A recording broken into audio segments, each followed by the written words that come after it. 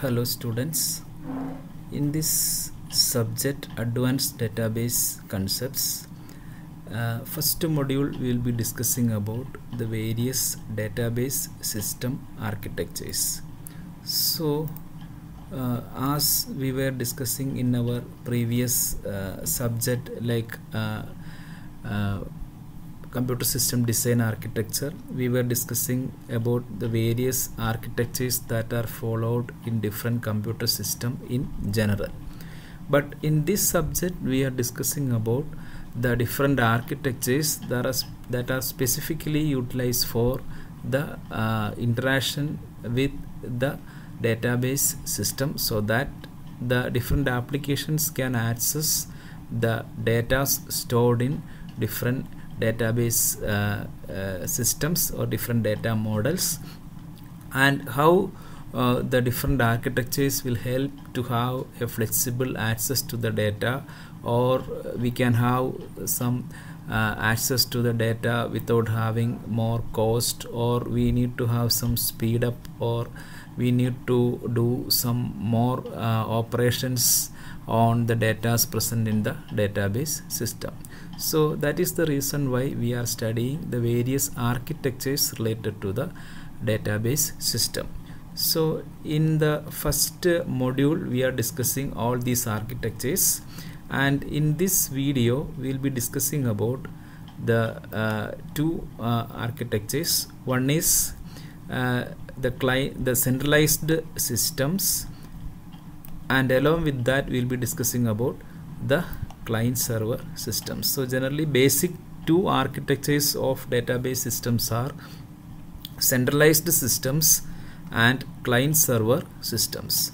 So in the centralized system and client server system, and especially with client server system, we are giving more importance to the server part. So we will be discussing about various server system architectures also in this particular video. So centralized system in general, then client server system, and we'll discuss in detail about the various server system architectures that is part of a client server system.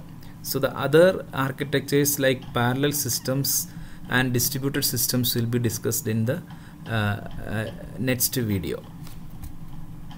So let us see what is a centralized system. So as you all know, the centralized system is just like a computer system where all the functionalities are deputed to a single central system. That means every interaction will be done on a single system, and all the operations will be happening within that single central system.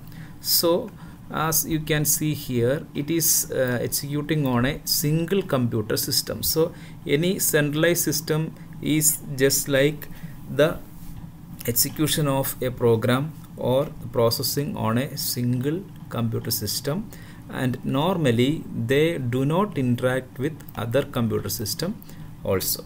So an individual system will be having the operations that is being communicated by the user, and all the processing will be happening within that single system itself. So we never need to have an interaction with any other external computer system. So normally we are using the different desktop systems like our single personal system and all. It can be considered as a centralized system. So here we can call it as a general purpose computer system that normally consists of, so a centralized system normally consists of one or more CPUs. So if you want to increase the processing power, we can have more than one CPUs present in a single computer system. Then we'll be having a number of device controllers in order to control the various devices connected to that particular computer system, and all these devices are actually connected through a common bus in order to have communication between different devices, even with CPU also. And it should also have an access to the shared memory from where all the devices can have access to the data. So a single central system with some processing capacity by including one or more CPUs, and for the various devices connected to the system, we can have different device controllers, and all these are connected to a single common bus, which is again have a communication with the shared memory from where the data that is to be executed will be collected. So here you can see the architecture of a centralized system. So as I was mentioning, it will be having one or more CPU. So in this diagram we are mentioning only one CPU is there. Then you can see in this example, in this particular diagram, you can see two disks. So disk normally represents the database storage. So normally the secondary permanent storage, here we are considering disk for representing the data to be stored. That means that is the exact data that is part of the DBMS system that is used for processing. So if you want to store more data, that is to be permanently stored in the secondary disk. So normally when we study database system, we are considering these disk devices as the place where we are storing the data. So in this example we are having two disks available, and with these disks we will be having a disk controller associated with that in order to control the interaction between the disk and the other portions of the centralized system. Then comes another device which is called as a printer. A printer is connected to this particular system, and in order to control this printer or to have interaction with other portions of this particular computer system, we need to have a printer controller. Then earlier we are using some tape drives like floppy drive, etc., in order to have the access to some smaller secondary storage devices. We were using tape drives earlier. Nowadays we are not using that. So if we are having some tape drives associated with our computer system, we should have some controllers associated with this tape drive, which is usually called as tape drive controller. So as I was mentioning, the centralized system consists of one or more CPUs and a number of device controllers. So all these controllers are part of the centralized system, that is depending on the number of devices connected to that particular computer system. And all these are connected to a common bus. So this portion is called as the system bus, that is providing the interaction between the different devices like CPU, disk, printer, drive, memory, etc.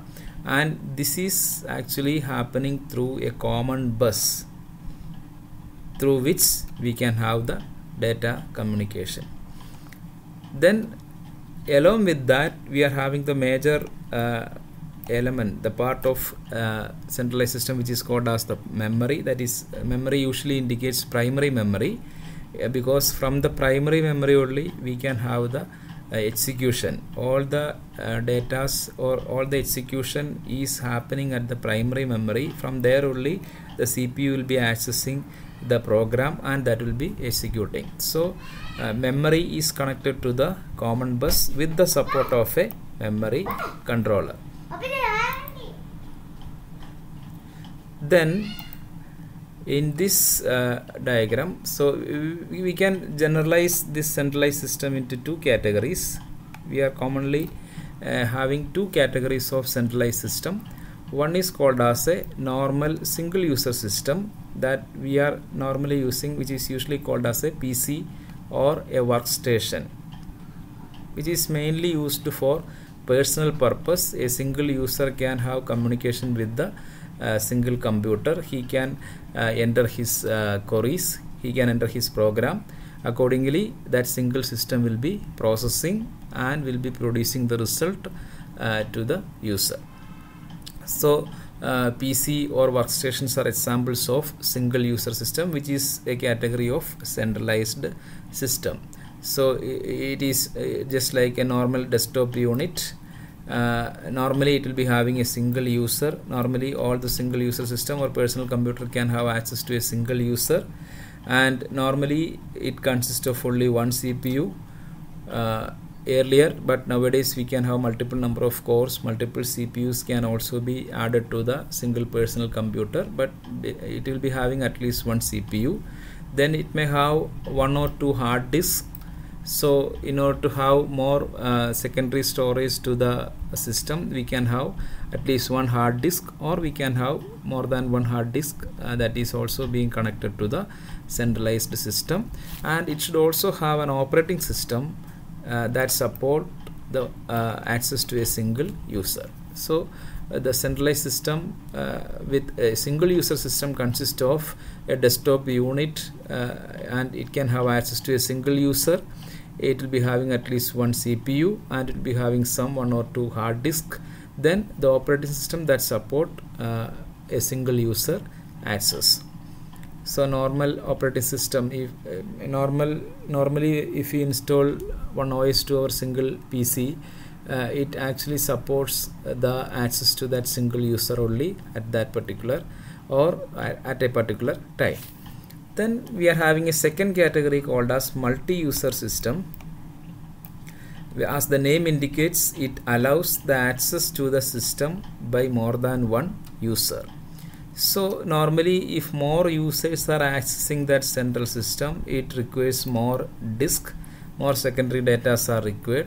It requires more memory also, because different users will be executing different programs simultaneously, so it requires more capacity to the primary memory. Also, when they are requesting different different programs, if they are providing different programs to be executed, that is to be executed in parallel. So normally we should have more than one CPU, so that we can have the execution of more than one program at the same time with the support of more than one CPUs. And also it should have a multi-user operating system, because all the operating system will not support multi-user interaction. So if we are using a centralized system with multiple terminals connected to that, from there we can give more than one request parallelly by different users. We should have an operating system that supports the multi-user interaction. So what is happening is, if this is the situation, it will serve a huge number of some number of users who are connected to the system via different terminals. So this is the central system to which different users will be connected: user 1, user 2, user 3, etc. And all these users will be having just a terminal through which he can interact with this particular computer system. So it will be given to the memory. From the memory, it will be accessing the data, or it will be accessing the program to the CPU. It will be processing the CPU. If more than one user is giving request, if more than one CPU is available, it can share the task among these CPUs. Otherwise, it will be executing in the interleave manner by time sharing or such type of activities. So it is just like we can call, if this is a situation when multiple terminals are connected to the system, a single central system, it is just like a server system which is serving the request of various clients or various terminals that are connected to that single centralized system. So generally a centralized system is just like a normal personal computer system which can be used for any general purpose, and it consists of basic components of computer system, and they are connected, different devices are connected through a bus, and they will be interacting between different devices with the support of this high-speed system bus. And it can have two categories: one is the single user system and second one is the multi-user system. Then comes the second category, that is called as a client server system. As the name indicates, client server system, that is an enhanced version of the previous centralized system with multiple terminals connected to that. So the server system usually consists of a server and a number of clients connected to that particular server with the support of a network. So previously it was a bus, that is for a small network, for small number of terminals, small number of users, it is connected through a bus. But in the case of client server system, the different number of clients, so different independent machines the different independent machines are connected to the server with the support of a network. So into the network all these are independent machines, and server is also an independent machine. So a client will be sending a request through this network to the server, and the server will be giving the response, or the result will be given back to the client.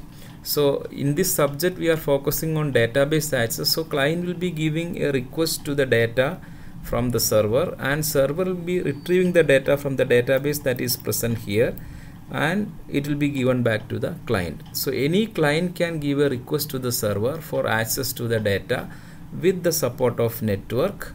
So as the name indicates, network is a better option than bus, because bus is having some problems like some delays in the communication. So but if we are having a network structure like a LAN structure or any higher level of network structure available, we can easily have communication between the different clients and server. So this is a structure of a client server system.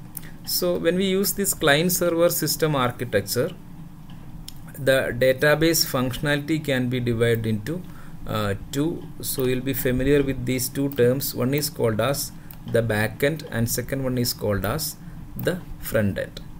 So backend and front end. So client side will be writing the program, will be having the form that is to be communicated, some data to be submitted to the server. So backend is the area which is normally part of a server, which manages the access to the structures, the different query evaluation, processing of queries, then query optimization, the concurrency control, whether the same data can be concurrently accessed, or recovery due to the failure. So database related activities are usually called as transactions. So client will be submitting some data to the server. So it is actually a transaction through which it expects to access some data from the database that is present in the server. So that situation we need to have the access to different structures, because the data is stored in different structures here. Then it is from the client, when it is being submitted, it is submitted in the form of a query, just like a structured query language or SQL, that query to be executed. So that will be happening at the server side. Then there should be an optimization, some changes applied to the query that is being submitted, so that we can increase the speed of the query evaluation or query execution. We can do optimization. That can also be done at the server side. And concurrency control should also be done at the server side, because if the same data is being requested by more than one clients, that is to be controlled from the server side. So that is done by the concurrency control system that is part of the backend server. Then we should have a recovery if there is any failure happens to this server, or if there is any failure happens to the transaction. We should have some recovery process by getting the information that was getting the details that was already happened before the failure, and accordingly we can recover from the failure and we can continue with the operation in the next session. So backend is normally dealing with the server side, where we are having the storage of data and all the management of data and database related activities that is happening at the backend. Now comes the front end, which is usually with client side. So front end will be, so this can be, as I was mentioning before, client side we are having a form. So the creation of this form and all, that is part of the front end. So for creating this form, I require a programming language like Java or JavaScript as part of web application. So I'll be using some code here, and that is called as the front end program. So front end program will be written at the client side. So it consists of some tools such as forms. So form can be created in different ways. We can use different languages. We can use other tools for creating forms. and it should also have the facility for writing the report, like report writer. So if some data are retrieved from the server, that is to be presented in a particular format or in the form of a report, that can be done with the support of report writer. And it should also have the facility for the creation of graphical user interface, means the different elements like buttons, text box, text fields, etc. all these can be created in the front end that is part of the client. So just remember, the database functionality in a client server system is divided into two. One is called as the backend functionality and second one is called as the front end functionality. And normally backend consists of the database system. The real database is stored there, and the access to that database, the different operations, the executions, evaluation, optimization, concurrency, control, recovery, etc. are done with the backend. And front end usually consists of the front end language that we are using for developing the application, just like creation of a form. So those program tools are part of the front end, which is usually with the client side. Then we can have the report writing options and the creation of various graphical user interfaces. And there will be, so here we are having a client and server, or here we can say there is a front end and back end. So there should be an interface between these two. There should be an interface between the front end and the back end, and it is actually through a standard called as the SQL, because front end, this form will be created by using some like for example a Java language. It will be using Java for creation of the front end. Then backend server will be having the database, storage of database, and how this front end will be communicating with the server for accessing the data. It is by using an interface through SQL, which is added or appended to this particular language that is called as Java. So within Java I will be writing some SQL in some particular format. So there you can remember the concept like ODBC, JDBC, etc. When we are creating a Java program, front-end application program, we are writing a JDBC code for including the SQL commands that are used to access the data from the, or processing the data that is present in the server side. So the application program, so SQL will be part of the application program interface, which is written in the front end side. So I am giving an example. If I am writing this application program by using Java consists of a JDBC code part where we will be writing SQL statements through which it will be communicating with the backend server. So directly the SQL cannot communicate with the, or directly the Java program cannot communicate with the backend. So we need to have some interface between the client and server, or between the front end and backend, which is called as the application program interface. It is also called as call level interface. With the support of SQL only we can have access to the, because any database access we need to use the standard called as SQL. So with any application, if you are using C, ODBC application program API, or if you are using Java JDBC API, whichever be the API, we should include the SQL within that application program interface. So that must be incorporated or included within the front-end language, so that it can be connected to the server and it can access the data in the server with the support of SQL embedded within the application program interface.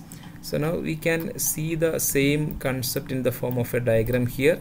This is the front end and this is the back end, and in between we are having the interface, that is the application program interface, that is written for example by using Java, and Java includes some SQL command also in some particular format.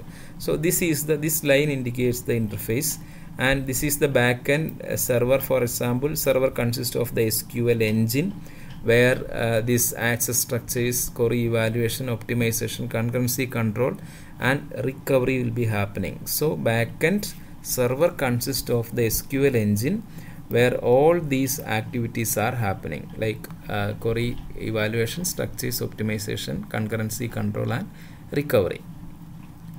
And the front end normally consists of an SQL user interface in order to give the SQL statement.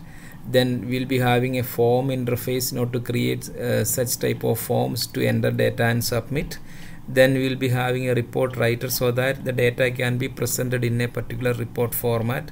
Then we'll be having the graphical interface so that we can create different graphical elements that can be communicated with the server. All these are part of the front end. That depends on the application. We require all these elements. If you are writing a simple Java program that does not consist of a form, a front-end graphical user interface, then also we can have a normal Java program where we can include the SQL interface part, that is the JDBC part can be included, and from that we can access the data from the SQL engine. In the meantime, if you require some form like interfaces, graphical user interface or forms, we can use this form creation by using this particular language, or report writing options or graphical interface. All these can be developed as part of the front end programming language. So this is the happening with the client server system, where client and server. Client will be providing the request to the server, and this subject we are focusing on the request of databases or data present in the database in the server, and server will be processing the request, and accordingly the data can be retrieved and sent back to the client. Now earlier we were using mainframe system, which was a main computer that we were using before in the place of server system, but it is being replaced by our client server system that was just explained in our previous diagram. It is replaced with having it is being added with some network. So earlier mainframes there was no network, or the client server system is being connected to a backend backend server machine. So the advantages are given, like the client server system will be having the following advantages. It is having a better functionality, and the cost is also less. So as per the cost, the functionality, it is providing a better functionality.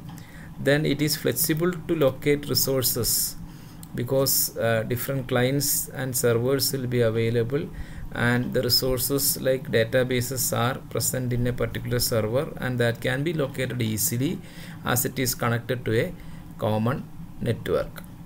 And also it can expand these facilities in these client server architectures, and nowadays we are using these client server architectures for many applications, like if you want to access a Gmail email and all, or if you want to access any similar data, we are sending the request from the client with the support of a browser, or sometimes we will be entering the website address, and that will be connected to the server. So we are actually giving the request to the server, and server will be treating that and giving the response back to the client by providing the corresponding web page. The client server system also provides some better user interfaces, because client side we are having some flexibility to have different forms of interfaces can be created that will not be affecting any portion of the backend server. And we can also have easier maintenance of client server system, because it is within a single network. All the clients are connected, and server is also being connected. For smaller networks, we can easily do the maintenance on any client, because if any one client is under failure, we can have the communication happens with the second client, and if there is any issue with the server, that is a problem. So automatically we should have some backup server also. Now we are discussing about the categories of server systems. So you are familiar with client server architecture. So server is a crucial area where the access to the database, query evaluation, and all the major activities are happening at the server system. So server system is a very crucial one. So this system can be categorized into two. One is called as transaction servers, and second one is called as data servers. So what is the difference between transaction servers and data servers? So in this subject, advanced database concepts, this is one of the major questions or important questions to have the comparison between transaction servers and data servers, or explanation of the working of transaction servers or the different components of transaction servers, and explanation on the usages of data servers, or what is the difference between these two types of servers. So we'll see in detail about these two categories of servers. So here we'll be discussing about these server system architectures. So commonly we can have a question like explain various server system architectures also. So a simple diagram to represent both this transaction server and data server is given here. Two diagrams are given here. The left side indicates the transaction server system architecture, a simple architecture. Then right hand side gives the architecture of a data server. So we'll be discussing about the detailed architecture of transaction server in the next slide. But data server is a simple thing that we can understand from this diagram, but we'll have the explanation in the session after the explanation on transaction server. So just look at this transaction server. As the name indicates, the server is focusing on the transaction as the important operation. So server focuses on the transaction operations. So look at this. So here we are having a client and here we are having a server, and the interaction between the client and server, that is actually client server system. So what is there in the client side? In the client side we are having applications, any application. So we'll be having some program, we'll be having some user interface, some form will be there. So I'll be working on that particular application. A client will be executing or working on that particular application. And in the server side we'll be having the DBMS, the entire database management system is available within the server. So just see the difference. The client consists of the front-end application, the program. All the details regarding programs are available within the client side, and the server side consists of the entire DBMS.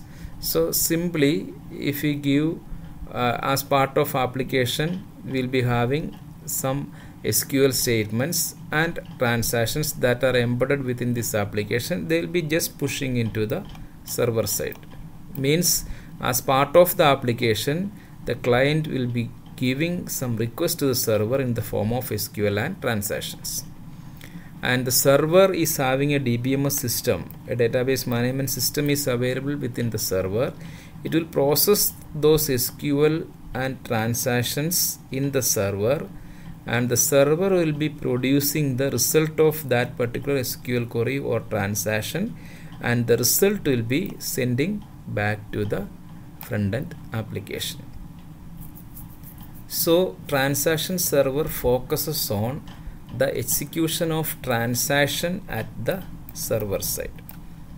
So simply the transaction execution. So the server is focusing on the transaction operation alone at the server. So client will be providing the application, and the application may consist of some queries, that is part of transactions, and the transaction. So entire transaction execution will be happening with the support of DBMS software that is present inside the server system. So this is the basic structure of transaction server. So we will see the detailed structure in the next slide, but before that we will see the basic architecture of data server so that we can understand the difference between these two here. So here also we'll be having a client here and we'll be having a server here. So look at the name here, it is called as data server. Here it is called as transaction server. The database transactions are happening at the server. All the operations are happening at the, all the database related operations are happening at the server side. But here it is called as data server, means the server is actually acting as a location for accessing the data alone.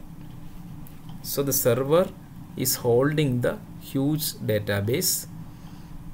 As per the requirement of application, the data will be given to the client by the server. Now again, if you look at the diagram, we can see some the differences. As you can see here, as of transaction server, here also we are having application. Then it is having half of the DBMS or full DBMS available as part of client also. That means some functionality of DBMS, that is called as half of DBMS. For example, Oracle database system software, some functionalities are installed in the client side also. So half of the sometimes half of the DBMS or sometimes the complete DBMS will also be available at the client side also. So listen here, in the client side it is not only submitting the request, it is also having some DBMS functionality. So within the client itself it can perform some DBMS operation. Clear? Here we are having only application, so application can be submitted, all the operations are happening here. But here client consists of application as well as the support of complete DBMS operation or partial DBMS operation. And it is giving requests for various pages in the sense it will be, sometimes it will be requiring some datas, maybe more datas are required, that is why it is called as giving request of pages. So if it is by a web application, normally we will be expecting some pages to be retrieved. That page consists of some datas also. So it is given to the server. Now look at server. So some request is given to the server. And what is there in the server? Server consists of either some portion of DBMS or the full DBMS is also available here. So what is the difference here in the data server? In the data server, both client and server will be having some portion of DBMS software functionality also available. So some request is given for some pages or some data request is given by the client, and what the server is doing, server is simply giving the requested pages back.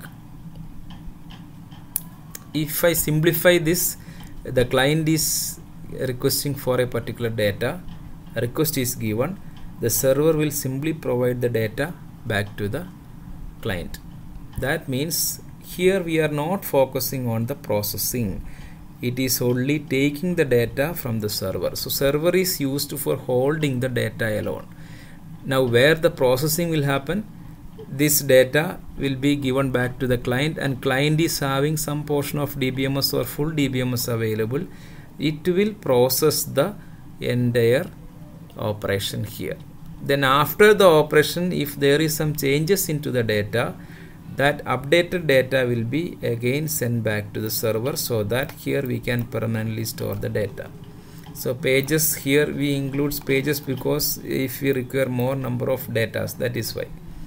So here the application is submitted, the entire operations will be happening here, then the result of that operation will be given back.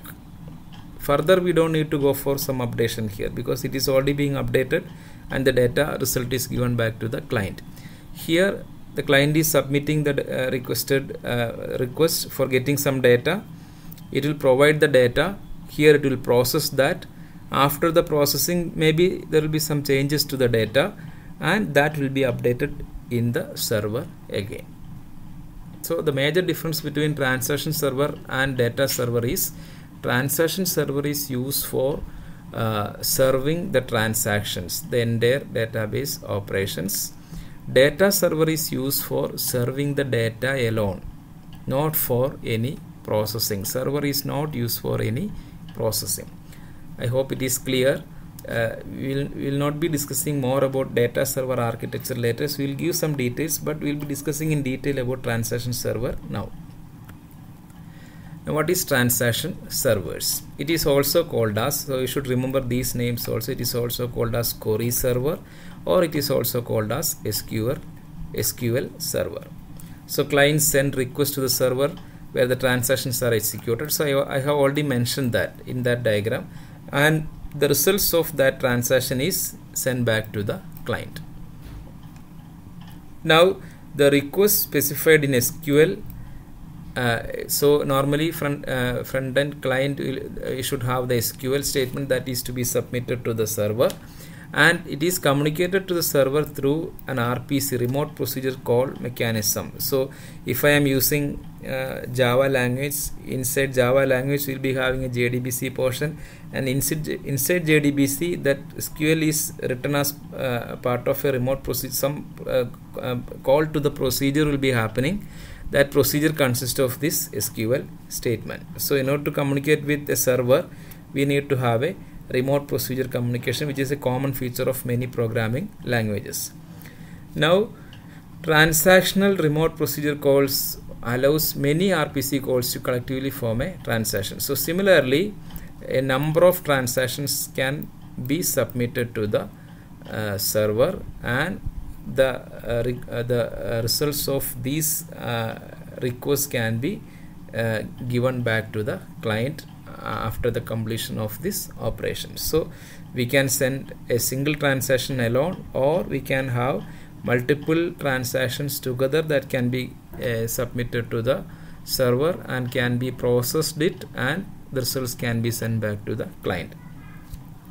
So we will see one example as I was mentioning before, that is ODBC is an example application protocol interface that is used with C language to have the communication, or to have this remote procedure call mechanism.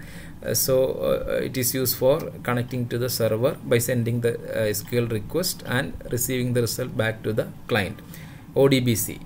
So when we write the front-end application by using C should consist of ODBC code, within which we will be having a procedure call consist of the SQL statement. Similarly, in Java we are using JDBC standard as the API to have communication with the server system. Now we look at the transaction server process structure, the detailed structure of transaction server. So a transaction server consists of multiple processes accessing data in shared memory. So in the server we will be having a number of processes running in parallel, so that because the transaction server will be receiving more number of requests from different clients, so it should have multiple number of processes. Okay, so I will explain this. First of all, we will look into the diagram. So this is the diagram of transaction system or transaction server system. Here you can see that, so this is one of the user process, one of the client process. This is another client process, user process. This is another client process. So some request. So a process, why it is called as process? Because some program is being submitted to have the execution. So different users are given different tasks, so they are called as different user processes. Now here and this portion is the server portion. This is the client side. So client is connected to the server with the support of any API. So here user 1 uses ODBC, user 2 uses JDBC, then another third user uses a normal remote procedure call without using any API. interface. So different pattern, they are using different API interfaces. Now each process, for each user submitted process, there will be a corresponding server process available within the server. So in the server, a corresponding process will be created. So whenever each user request arrives, a corresponding server process will be created, and that is connected to a common shared memory. So this portion is called as a shared memory. So all these server processes which are formed by getting the request from the user processes are connected to the common shared memory at the transaction server. So this portion consists of a buffer pool. That means for any interaction, so process will be communicating with some data. Each of these processes will be communicating with different data. They are actually from the buffer pool in the memory. In this shared memory, you will be having the data that is to be passed between the process and memory within the server system, normal data.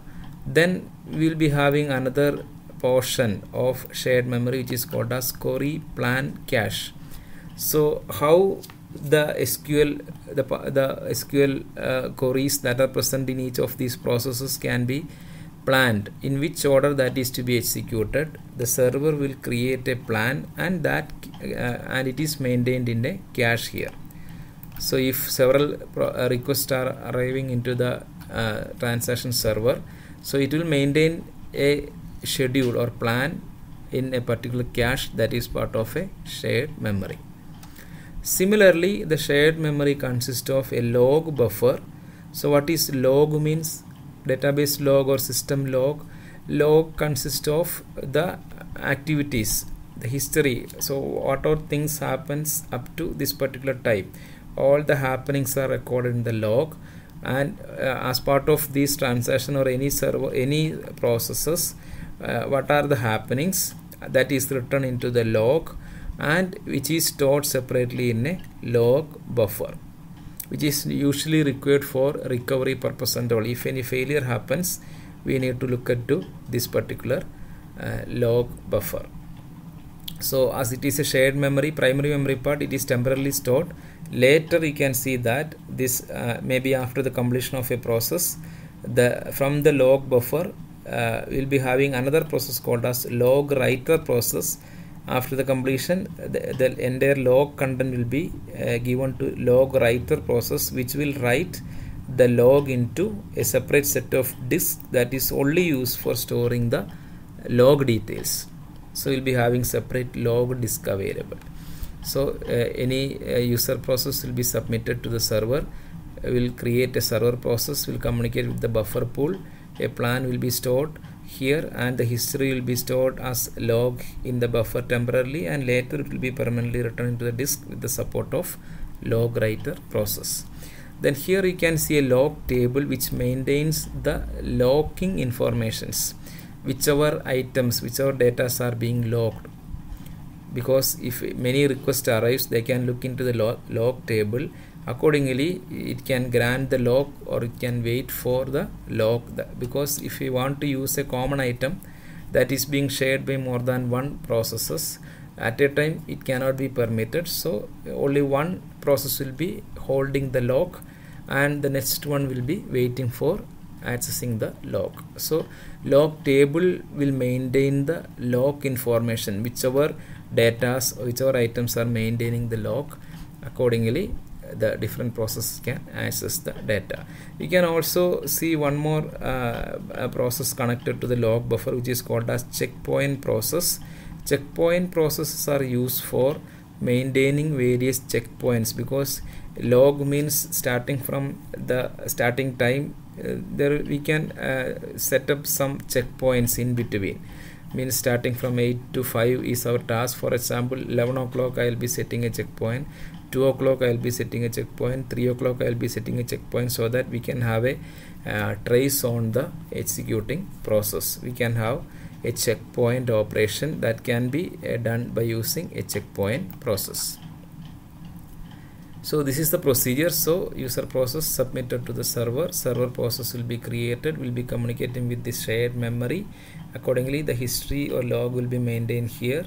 Then checkpoint can be processed here, then log will be maintained here, and here you can see one of the major element which is called as a process monitor process.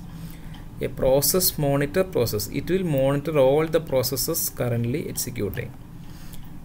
If there is any problems, if everything is going well, so it is a overall monitoring of process. The different processes will be monitored by the process monitor process. So we are using a separate program or process here for monitoring all the processes that are participating in the server side operation. Similarly, we are having a log manager process. The log manager process is actually used for managing the various grant or release of log. Okay, so this portion is actually done by this is done by log manager process, but every time the log management cannot be done directly by the log manager process. That is why we are using this log table. So every time we are not disturbing this log manager process, it will be done with the support of log table also, because log, every time all the requests is moving to log manager process, will be a bottleneck to the log manager process of the transaction server system. Then here, say a normal flow will be like getting the data to the buffer pool. Here data will be connected to the database writer, and from the disk or to the disk the data will be stored. Similarly, from the disk the data can be taken to the buffer pool and it can execute that particular process. So this is the flow of execution, actually normal flow of execution. During that flow there will be a plan creation, then history will be maintained here, it can be retrieved also later, then log will be maintained for accessing the data here, then the entire process will be monitored from here, then a log manager which is doing the same duty of log table here, and a database writer process will write the updated data into the data disk. So here you can see log disk for storing only the history or the happenings existing or whatever happens up to the current transaction status. But data disk store, these disks are used for storing the permanent data that is to be stored after the completion of each of the tasks. So this is the structure of the transaction system. So we will see, I have already mentioned all the components. So server processes, I will just read it once again. Server processes, it receive queries or transaction, then execute them and send results back. So server processes are the main component which does all the operations. Then normally it will be divided into multiple threads for various sub-portion. The different processes can be divided and the different queries can be executed in concurrent format. Then as I was mentioning, log manager will do log manager process will do log grant, log release and deadlock. If any deadlock happens, deadlock means you will be knowing deadlock, that is being logged, no other operations can be continued. So how we can deal with that deadlock, all these will be done by log manager process. Then database writer process will modify the buffer block and it will be writing the content into the secondary disk permanently. Then log writer process will add log records to the secondary storage. I have already mentioned that. Then checkpoint process performs periodic checkpoints for some checking of or tracing the transaction operations. Then the process monitor process will monitor all the processes and it will be handling various recovery operations if any of the processes fails. So accordingly the abortion or restarting of the transaction will be handled by the or monitored by the process monitor process. Then the shared memory, that also I have mentioned. The shared memory consists of buffer pool, the data, the log table, the log buffer and query cache plan. and all the database processes that are given requests from the user client can have access to the shared memory with buffer pool, query cache plan, log buffer and log table. So if in order to ensure that no two processes are accessing the same data, we can have some database operations, or it can also implement the mutual exclusion concept of operating system. Also it can also use the OS semaphore or monitor concept for performing this access to different datas at the same time. So it is given in a general way only, it is being given. So sending request to log manager process creates severe overhead. That is why it is using, I have already mentioned that instead of that we are using log table. So mutual exclusion is ensured in the log table because at a time only one item can have the access to the log. So if one is obtaining the log, the table will be updated, and it can be accessed by other, means the shared memory can be accessed by other process also. If it is being logged, the waiting process need to wait for the log to be released. Okay, so all those explanations I have given from the diagram itself. So log grant and log release will be done with the support of both log manager as well as the log table present in the buffer. I have already mentioned the log manager will also used for, it is also used for deadlock detection also. If there is any problem, if the entire process are being logged without having any movement of data, it can also be detected by the log manager process. Now look at the data servers. We'll see some description. There is no figure representation, and here it is, you can utilize the diagram given in the initial comparison between transaction server and data server. So it is usually used in local area networks and having high-speed connection available between clients and server. In that situation we can use data servers. It will ship the data to client machine where processing is performed, and then ship updated data back to the server machine.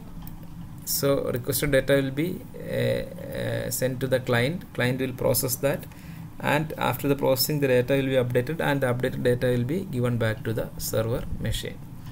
So this architecture requires full backend functionality at the clients. So most of the time this architecture requires all the database functionalities at the client side also. So normally these data servers are used with object-oriented database systems.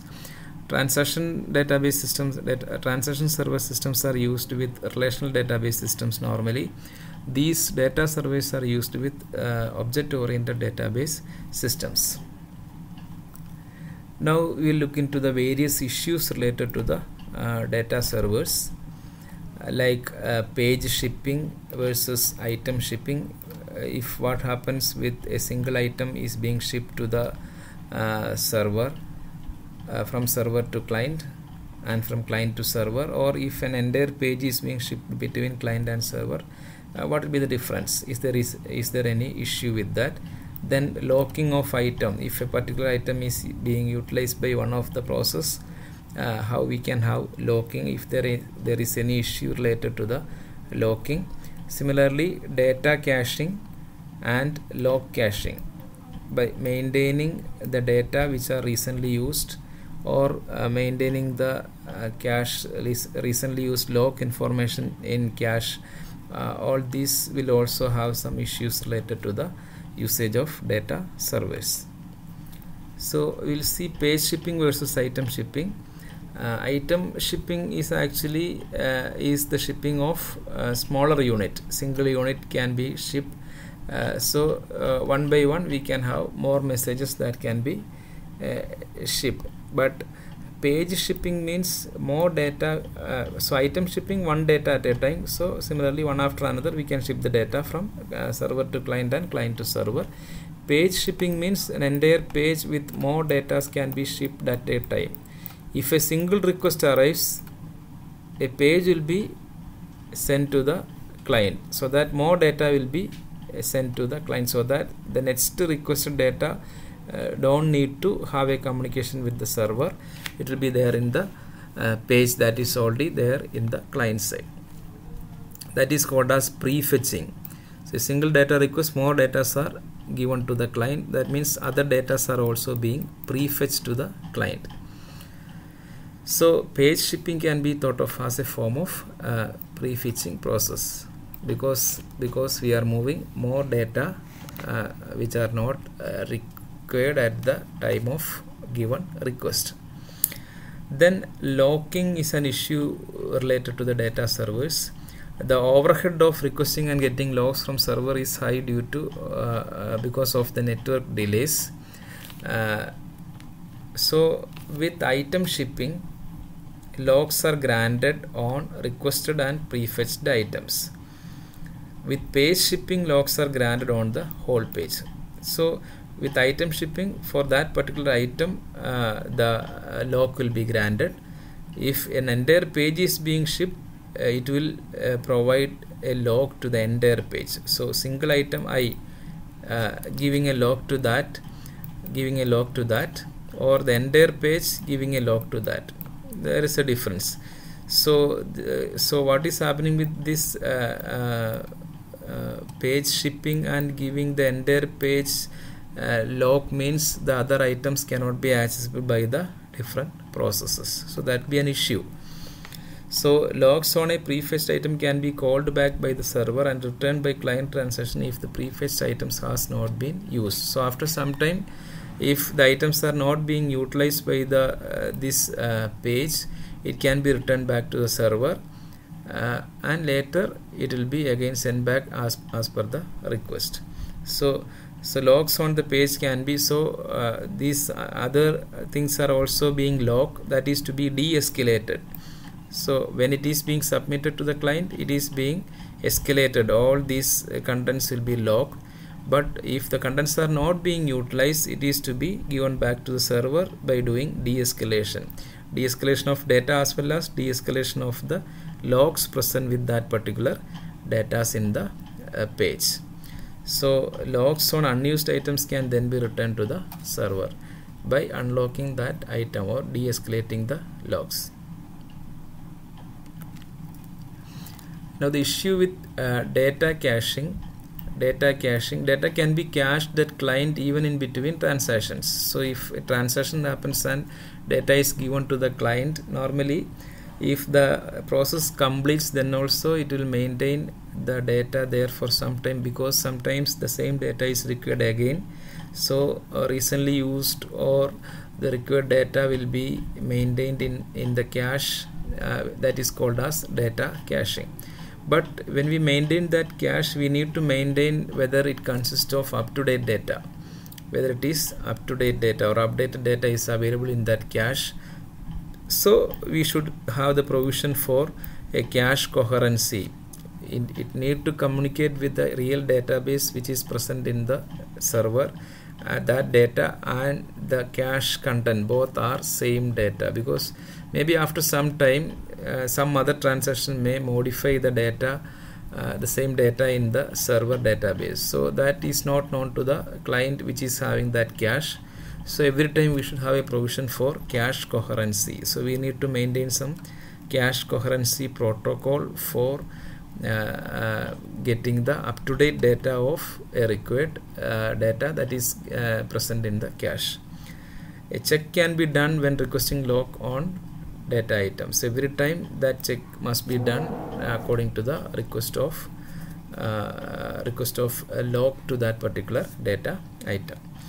So that was the issue with data caching. Similarly with log caching, so log can be retained by client system even in between transactions. Similar to data caching, the different logs can also be retained, because if one item is being utilized and the same item is again required soon, we can retain that log again So the transactions can acquire the cached lock locally. If that same item is required once again, it is locally being locked, so it can again be utilized by the same process without contacting the server. Normally, in order to lock a particular item, it need to have a request to the server and need to go for a locking. But if it is being cached, lock is also being cached.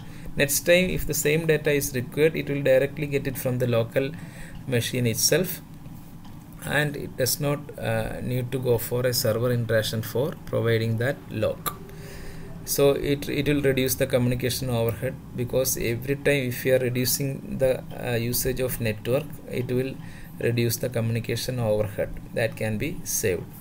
So the server calls back logs from clients when it receives conflicting log requests. So if any issue happens between these, so server is aware about the local log present in the client. So at any time the server can call the log back to the server, back from the client to the server, if there is any conflict happens with some other process that is trying to access the same data. So here also this is also called as de-escalation of lock that is already being granted and that is stored as cache within the client machine will be de-escalated to the server as and when some issues occur with some other process. So that is all about data servers. So in today's session we have discussed about the database system architectures, mainly centralized system. We have seen the centralized system architecture, the different components and the working of centralized system. Then we have also seen different types of centralized systems. Then we have seen client server database architecture, the basic client server architecture, then the different components of that. Then we have seen in detail about server architectures, special types of servers like transaction servers and data servers. Then transaction servers with the support of a detailed architecture, we have seen the different components of transaction servers, and we have also seen the data servers which are usually used with a system that requires data only from the server, and the processing can be done at the client side with all the support of DBMS. So transaction server normally used with relational database tables. Data servers are usually used with object-oriented database, where only the object data are stored in the server. So that's it for now. In the next session we will discuss about the next two categories of database system architectures. One is parallel databases and second one is distributed databases. Thank you.